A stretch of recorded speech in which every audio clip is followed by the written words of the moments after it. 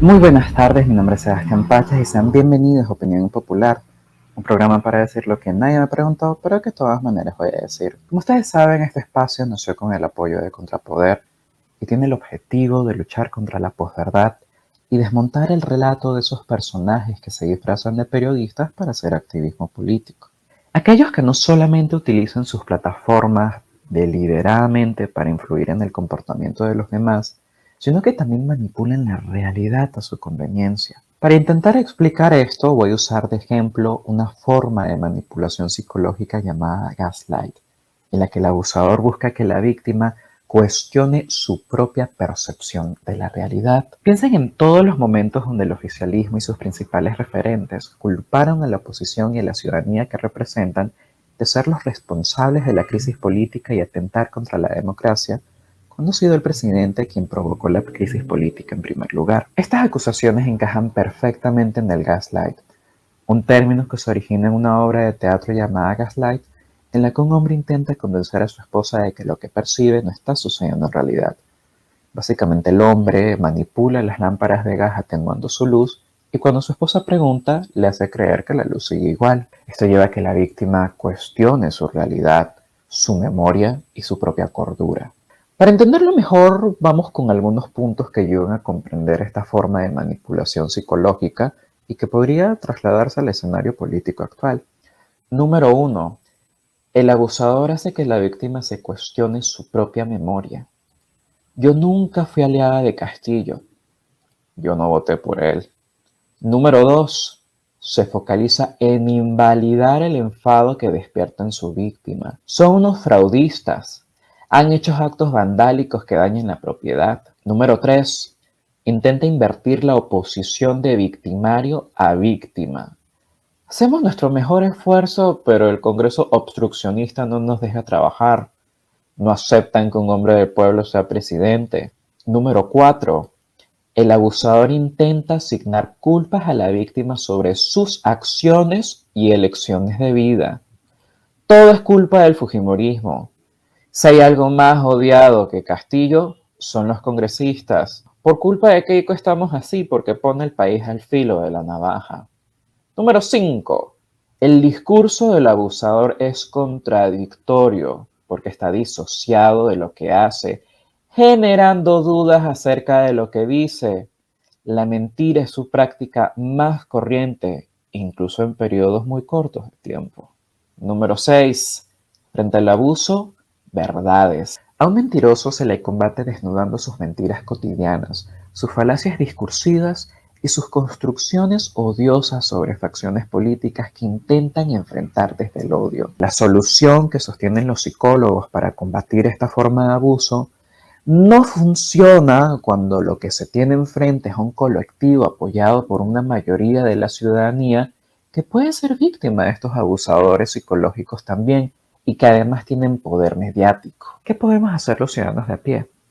Desmentirlos con datos y evidencia para que se vean obligados a asumir la responsabilidad por los hechos que provocaron sus propias decisiones y las posturas políticas que promueven. Y para profundizar mejor en este tema y trasladarlo a nuestra realidad, hoy nos acompaña Yesenia Álvarez, abogada y activista liberal que también escribió una columna sobre este tema en Perú 21 y a quien debo confesarle debo la inspiración para hablar del gaslight en este episodio.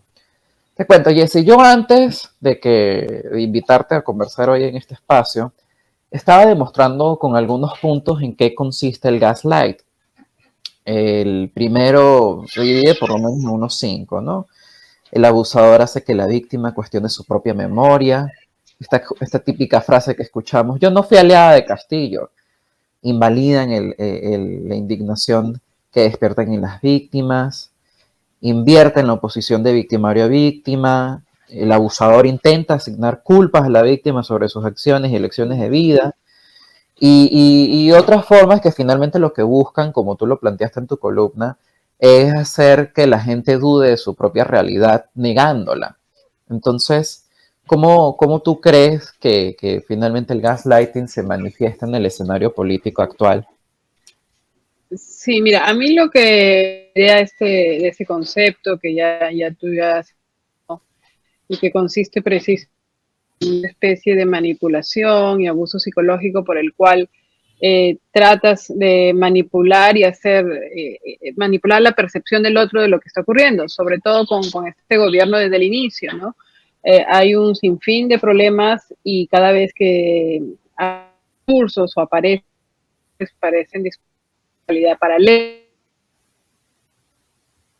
estuviera ocurriendo. Entonces, por eso escribí esa columna para hacer referencia a la capacidad que tiene este gobierno para asumir responsabilidades y a alterar la percepción de lo que ocurre, ¿no? Entonces, tú ves, por ejemplo, que pese a que todos hemos visto al presidente Castillo entrar a Zarratea, lo ves, por ejemplo, luego en reuniones firmando convenios por corrupción, o ves a autoridades de los sistemas interamericanos declarando que tiene un fuerte compromiso en la lucha contra la corrupción. Entonces, como, ¿qué está pasando aquí? ¿No? ¿Qué realidad estamos viviendo que los demás no ven?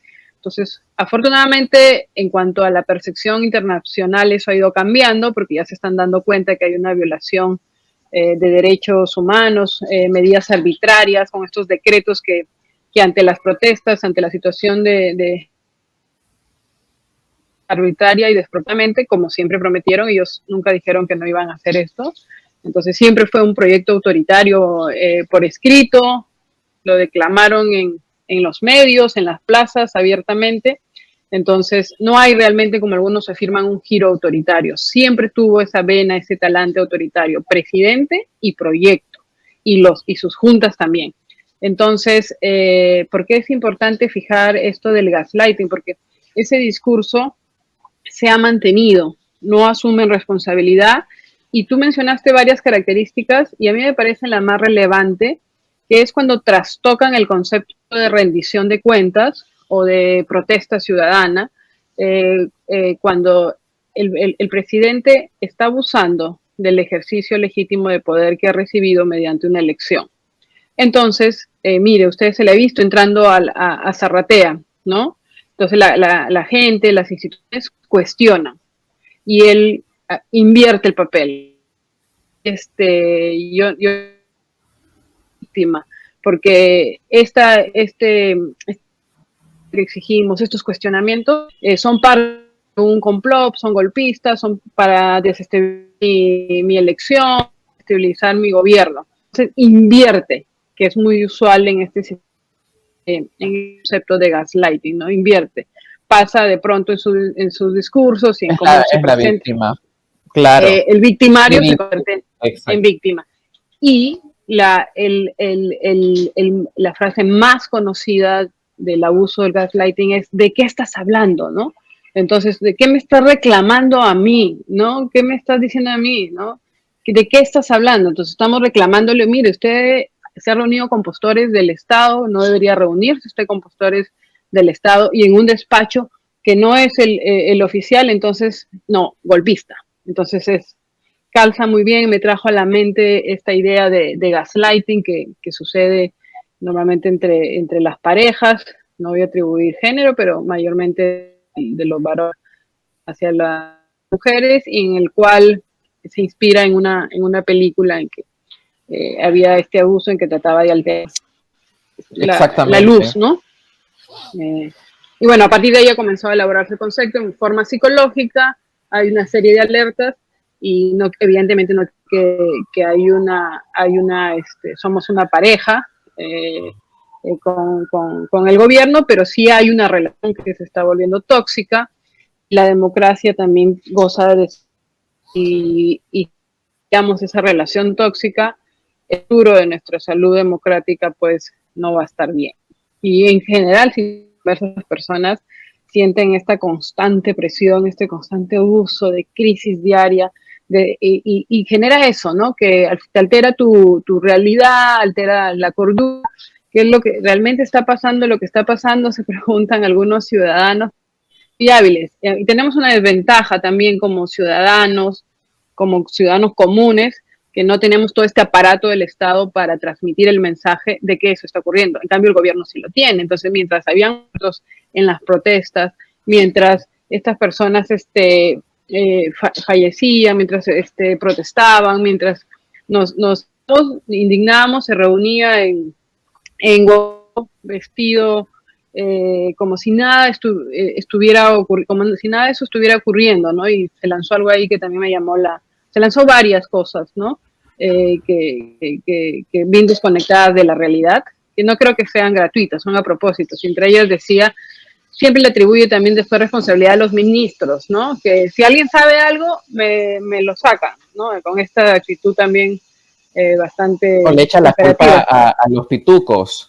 Claro, Justamente en ¿no? el contexto de estas manifestaciones fue decir que antes el pueblo salía a marchar y ahora son los pitucos que perdieron poder. Y es Bueno, otra, eso y es una de estas se le maneras del volteó en gasto, una, ¿no? ¿no? Sí, Claro. claro, claro. Establecer culpas en otros. El presidente es experto en establecer culpas en otro. Él no tiene culpa de nada, no asume ni siquiera sus propias responsabilidades y es capaz de echar la culpa a sus ministros, ¿no? Y tú sabes, cuando tus ministros, tú tienes que asumir la Cuando él responsabilidad. Y dijo deslumbró. él, claro, claro, y él siempre está con esta actitud, ¿no?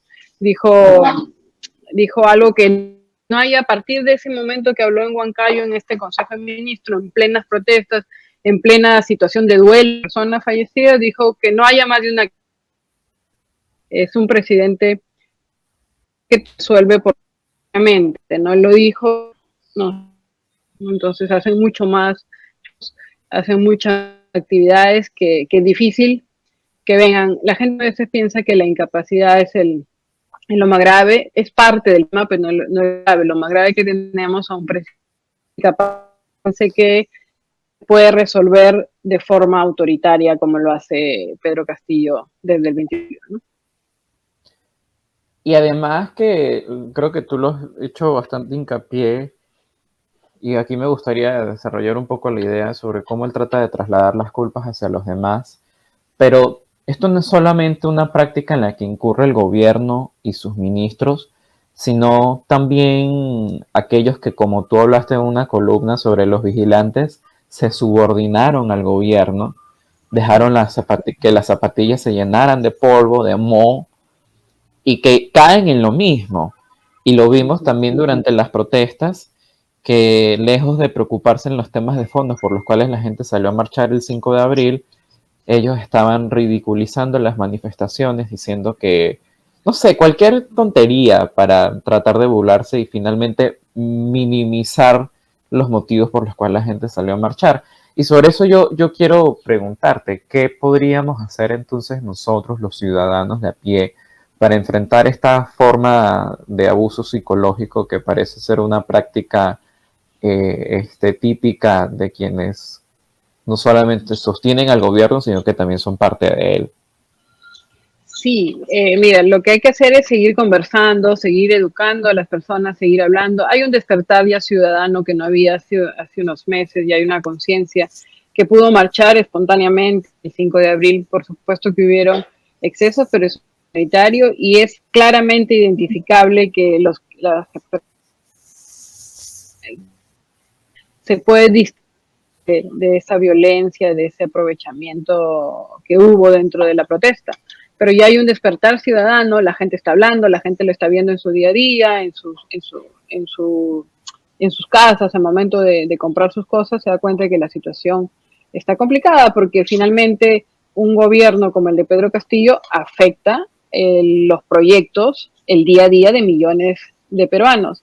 Y en esa medida hay que seguir hablando de cuál es el peligro y el riesgo, ¿no? Entonces hay personas que piensan que la democracia significa este voto indisoluble con un gobierno porque lo elegiste, ¿no? Y la democracia significa un poder legítimo en el origen, pero también durante el ejercicio.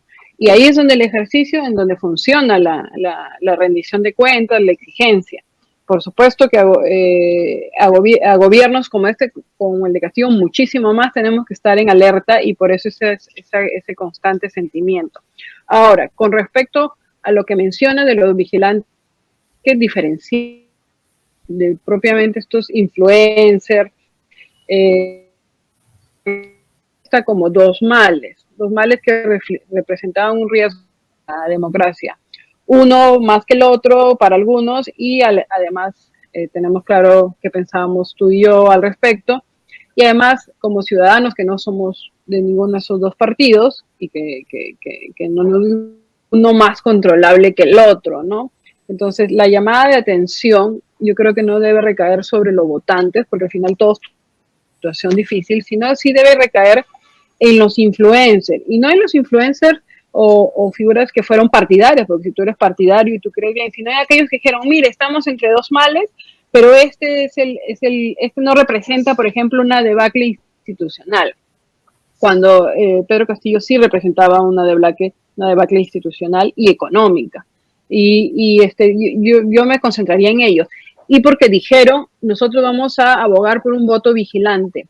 Entonces, no es que lo necesitemos ahora, lo que venimos alertando desde el comienzo, sino solo mencionarles y que la gente sepa que ese tipo de mensajes son también un tanto manipuladores, porque realmente fueron partidarios. Yo no tengo nada con los que fueron partidarios, sino que dijeron, ay no, malo, pero voy a hacer un voto vigilante, pero realmente ya en el ejercicio no están vigilando nada, ni eso a políticos, a influencers, figuras que mueven el voto, que alientan el voto. Yo creo que sí hay que exigirle y decirles la verdadera rendición de cuentas. Claro, que no están vigilando.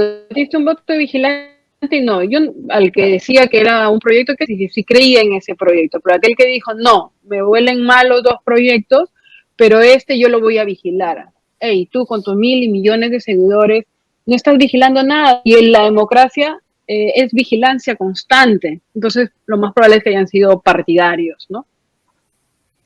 Exactamente, y es algo que yo hice hincapié en mi columna hace un momento, de que me parece que lo mejor que nosotros podríamos hacer es evidenciarlos, o más bien demostrar que estuvieron equivocados con evidencia y con hechos, para que tengan que asumir la responsabilidad por sus propias decisiones y las posturas políticas que promovieron.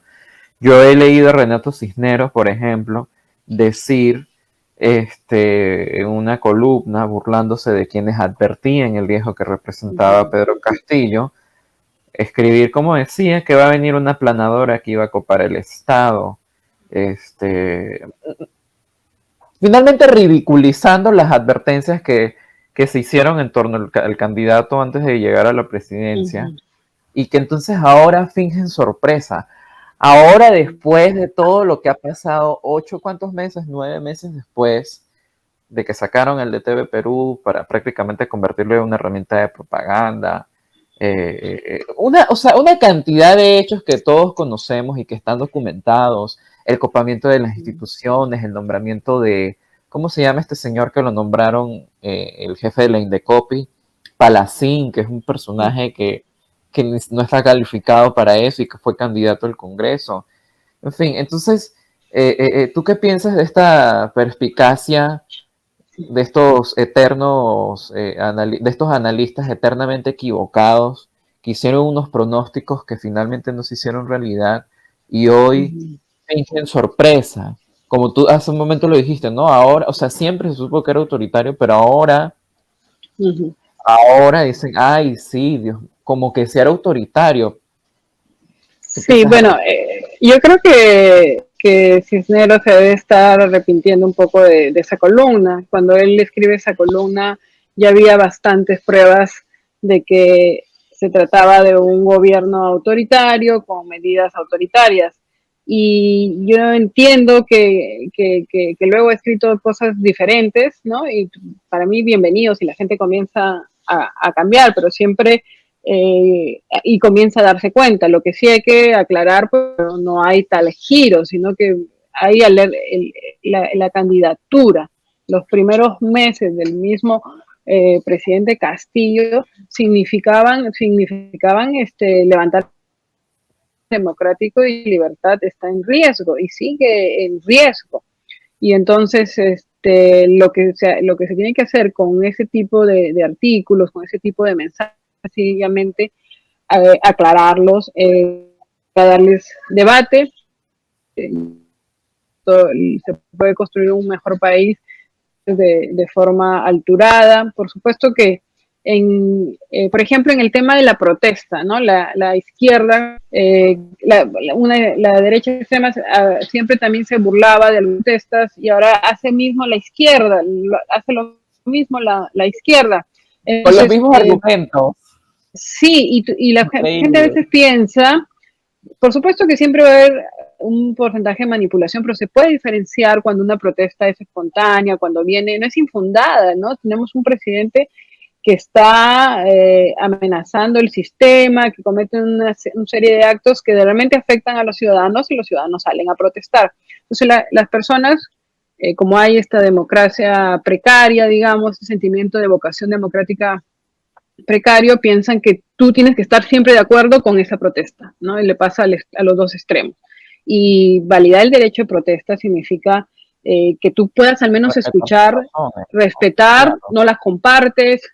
Por ejemplo, yo no compartía, pensaba que estaban equivocados en la protesta de noviembre, pero siempre respeté protestar, exigiendo como una ciudadana que cree en la democracia que el Estado debe tener estándares para conducir y conducirse en cuanto a una protesta, estándares internacionales de protección de los y bueno, aunque no la puedas compartir, aunque no creas que están equivocados, lo más importante de una protesta es escuchar. Y la izquierda lo primero que ha hecho es ridiculizar a la protesta, tratar de establecerla como si viene de un solo sector. Y yo sí he podido ver luego que en otros escenarios, fuera del que me muevo, sí repiten a veces, ¿no? Es la marcha de los pitucos o es la marcha de los que tienen plata y no es así, ¿no? Entonces tratan de hacerlo y aún hay marcha de un sector, todos somos peruanos, todos tienen derecho a protestar. Entonces, el Perú está en un punto en que el no haber profundizado en la conciencia democrática nos está pasando la factura, está intolerante resolver a otro, algo que ahorita lo veo mucho en la izquierda, que ya a estas alturas quiere negar que sea un gobierno de izquierda, que es un gobierno de izquierda, es un gobierno de izquierdas. Son varias izquierdas las que entraron a... Sobre eso yo te quería preguntar, justo, viste, estabas leyéndome la mente, porque hace unos días Alberto, bueno, ayer fue, antes de ayer Alberto Vergara lo entrevistaron en Punto Final, pero en el anterior programa dijo que este gobierno no era izquierda, que era una izquierda fujimorista, como para tratar de equiparar al fujimorismo con Cerrón, a pesar de que Perú Libre es un partido que por escrito se define como marxista-leninista, así que yo no sé cómo, o sea, de Fuerza Popular a Perú Libre se puede decir que son lo mismo. Entonces, sobre esa premisa yo quería hacerte la pregunta, ¿qué piensas ahora de quienes, no sé, tratando de como que dar esos manotazos de ahogado, ahora dicen que este gobierno no es de izquierda? O sea, más bien, cuéntales a nuestra audiencia por qué este gobierno sí es de izquierda. Me pasa de que a veces cuando uno establece esa diferencia que uno defender al fujimorismo y realmente no nos interesa, menos creo que a ti ni a mí no nos interesa defender. Exacto. Porque no somos de hecho tenemos muchas críticas a cómo el fujimorismo y rechazo y críticas a cómo el fujimorismo hace política.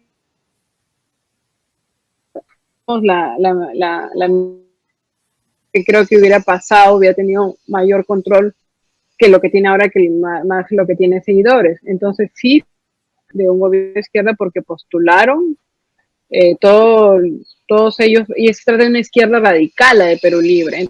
Entonces cuando escriben estas cosas de que no son una planadora marxista, yo digo, entonces no han leído bien el proyecto, porque si tú lo ves, ahí están todas las amenazas a las instituciones, todo lo que piensan de la prensa, el concepto que tienen de prensa es básico para entender su vocación autoritaria. Por supuesto que hay izquierdas democráticas, no la conocemos en el Perú, de hecho que también hay algunos esfuerzos de izquierda en el Perú, no me atrevo a negar que ello exista, no están en el escenario político, prácticamente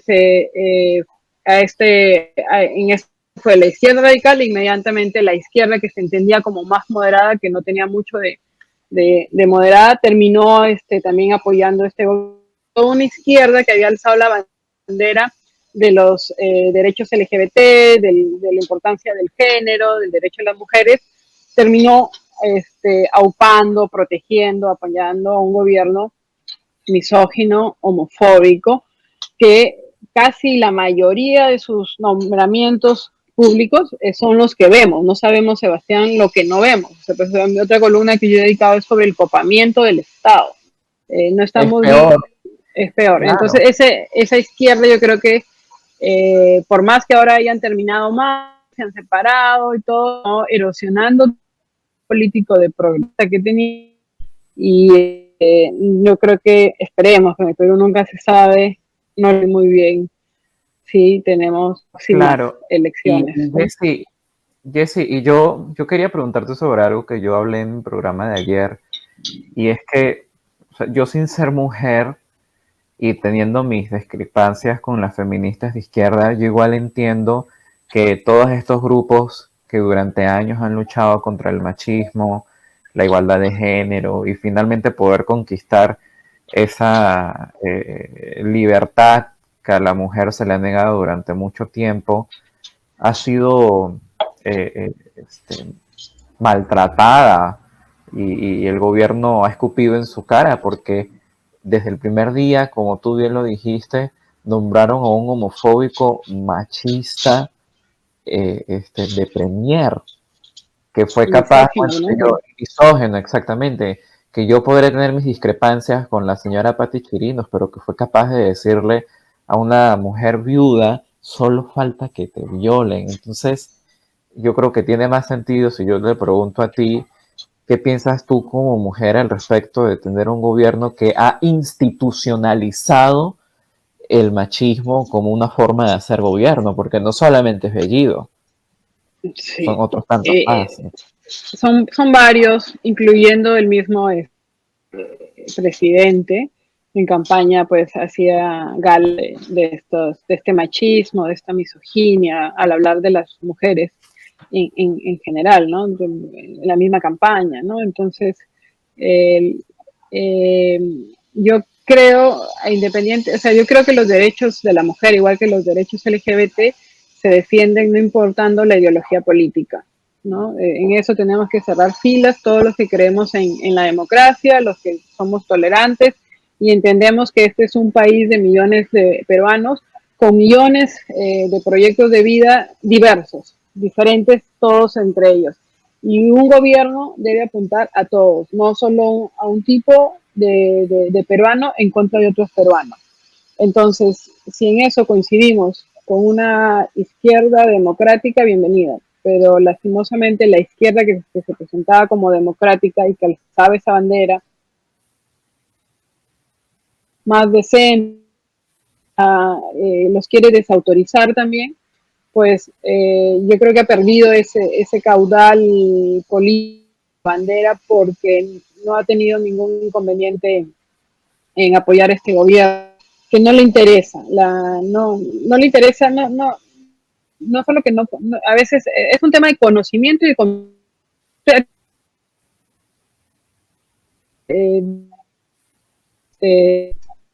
un poder legítimo. Sí, se cortó un poco. Ahí está. Tú puedes, te pueden explicar qué es la democracia, ¿no? Toda la teoría de democracia, qué consiste el origen, el ejercicio que debe respetar, y tú lo puedes entender. Pero al final tú lo puedes entender y no te gusta. Entonces este gobierno lo puede incluso llegar a entender, porque tuvo 8 meses, pero lo que ha dicho es que no le gusta. No le gusta tampoco el Estado de Derecho y la ética pública. La ética por es importante, el respeto por la diversidad, los derechos de las mujeres, el respeto de las personas LGBT es importante. Y evidentemente no lo respeta porque sigue nombrando, ni siquiera hace el esfuerzo de mirar si tienes tantos nombramientos con personas que realmente cometen violencia femenina, ¿cómo los elige? Entonces lo sigue repitiendo, ¿no? Lo sigue haciendo constantemente. De Bellido es un escándalo, porque era pública esta forma de ser bastante tóxica en contra Y la de las denuncia del mujeres. domingo, Creo que, acuérdate. exacto. Entonces, y así ha sido repetitivo. Entonces, retrocede con cierta presión, pero tampoco es que retrocede porque tenga una conciencia de que eso no debe pasar. Lo mismo pasa con la probidad y con lo mismo pasa con la integridad que deben tener en la ética pública. Yo vi que en un tuit hace tiempo Cerrón puso de qué condiciones mínimas hablan cuando se le criticaba de que el ex ministro de Salud había sido elegido sin condiciones mínimas, puso los requisitos que están en la Constitución. A veces tener y más, la ética pública en una democracia exige más, se complementa con más documentos que no solo están por escrito, sino que están en la convicción de ser un peruano demócrata, de ser un demócrata. Y eso es lo que no tiene este gobierno, y como tenemos esa deficiencia también dentro de la ciudadanía, pues nos está costando, tenemos una lucha ahorita sobre la democracia, ¿no? Esto a mí me llama que muy preparada, como hay que defender lo que elegimos. Es así, la democracia te dice, sí, vamos a respetar, pero en la medida, ¿no? Respete el ejercicio del poder. El ejercicio del poder primero, respetar las libertades, no empobrecer a los peruanos. ¿Cómo no puede ser inmoral empobrecer a los peruanos? Esa discusión tenemos que tenerla, ¿no? Es como decir, no, pero no lo puedes sacar por ser un incompetente. Por Dios, va a afectar el proyecto de vida de nuestros hijos, de nuestras familias. ¿Cómo eso no puede ser inmoral? Y ahí viene la discusión sobre la vacancia, en que prefieren cambiar, en que les parece más legítimo a un demócrata cambiar las reglas de ahora aquí en adelante a que usar una herramienta que fue concebida para eso, como es la vacancia, que ha sido mal usada también a pesar de todo lo que había antes, pero que ahora que la necesitamos, No la no me quieren voy a usar. poner, claro, que ahora que la necesitamos se pone a decir, pero si es mal usada, sí, y necesitamos, y esa herramienta, si uno va y revisa por el cual fue concebida, es precisamente esto, porque cuando tengamos algo que es inmoral y que haga imposible continuar en el gobierno, porque el daño sería tremendo. Y ahí viene la discusión si es mental, que podemos luego, yo sé que ahora tenemos Claro. es play y si es permanente, y si uno lo revisa bien ahí, el permanente se refiere a que si tú ya cometiste algo, ya es permanente, nada te lo quitan. No se refiere tanto que no se refiere a permanencia sistemática en el tiempo. Entonces, yo he visto al presidente Sagasti incluso en el pasado hablar de que se refiere a mental o que tipo de argumentaciones, y realmente me parece que el presidente no se haya tomado el trabajo de revisar la naturaleza política que tiene esta figura, o revisar el diario de debate preocupante. Hay que seguir, Sebastián, hablando, debatiendo. Y tú sabes somos qué es lo demócratas. mejor, exactamente, y tú sabes qué es lo mejor que demuestra que la figura de la vacancia sí fue concebida para destituir un presidente cuando cometiera actos de este tipo. Los diarios de los constituyentes, donde De definieron eso estoy claramente, hablando. ahí está, Sí. exactamente, ahí está. O sea, no es como ellos quieren hacer. Y ves, esa es otra forma de gaslighting, porque niegan la realidad. Sí, Entonces, en ese caso, por que ejemplo, algo sí, pasó, no yo sí he pasó. salido a aclararle, ¿no? Porque es increíble que le es por lo tal. En nuestro caso no ha sido así. Si uno revisa eso, y cuál es la idea con permanente, ¿no? Que tiene que ver con huella, ya quedó, no te lo quitan. Exactamente. Y hay gente que interpreta el permanente como repetido sistemáticamente en el tiempo, que cuál es Claro, más no. Y, inmoral para... y esas interpretaciones sesgadas de la realidad finalmente es como para reescribir la historia y hacer cuestionar a sus adversarios de lo que ha sucedido. ¿Te das cuenta? Una vez más demostrándose el gaslighting político. Pero Ese yo estoy de análisis creo que acuerdo sí es. claro, pero yo estoy de acuerdo contigo que hay que seguir hablando y finalmente mostrar la evidencia porque dato mata relato. Así que bueno, Es verdad. Jessy, sin nada más que Okay. agregar, yo creo que por hoy ya llegamos. Ha sido realmente un gusto que me acompañes hoy para conversar de este tema. Esperamos tu próxima columna. Ya sabes que estás invitada aquí en Opinión Impopular de Contrapoder 3.0. Y nada, será hasta la próxima. Gracias, Sebastián. Muchos éxitos, programa. Bye. Gracias.